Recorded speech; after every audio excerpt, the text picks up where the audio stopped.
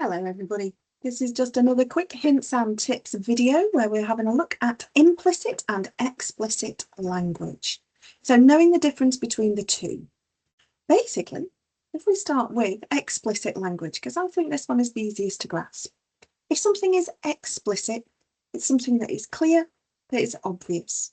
There's no need for explanation and has no room for doubt.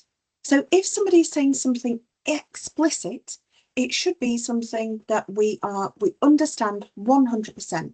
We may need further details, but we don't need them to tell us what their meaning is. It should be quite obvious. Examples. John likes fish and chips. Okay, so yes, we can have some more detail on that, but that statement in itself is explicit.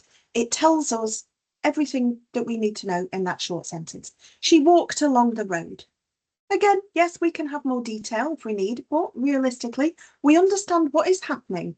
There is a female, she is walking, and we know where she is walking. Explicit language, there should be no room for doubt.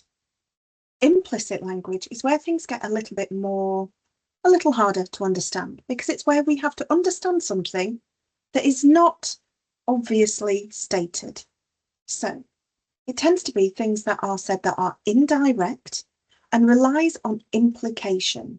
So basically we read something and we understand it, even though it may not be explicitly or obviously stated. So some examples. If I said that someone was sweating, it's a hot day today. If I said someone is sweating, we can infer, we can understand from this implicit language that someone is maybe hot or they could be working hard. Whatever the reasons are for sweating, we understand that from reading. It's looking at the context. So she was sweating is implicit, but we can understand what the meaning is. We just might need that further detail. The second example we have here, John shook like a leaf. Now, if you think about our bodily reactions, if we're shaking, we could be excited, we could be nervous, we could be scared. So again, we can infer lots of different bits of information about that, but we may not strictly, straight away, understand whether or not they are scared or excited or nervous. So again, it's not 100% clear. We can understand some information from it, even if it's not explicitly said.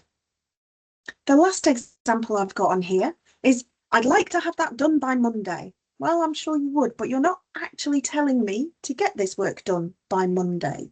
It's been very polite, it's been quite professional, quite formal, quite businesslike, but that statement is leaving a little room for doubt. You're not saying you need to get this done for me by Monday. You're saying, I'd like to have that done by Monday. So you can see there are some differences between something that is explicit, obvious, no room for misunderstanding. And implicit, we understand, but we have to maybe do a little bit of thinking around what's been written. Now, we've got a very short little chart here. So if something is implicit, it's implied, it's hinted at, we're given an idea, but it's not direct. Whereas something is explicit, it's clear and it's direct.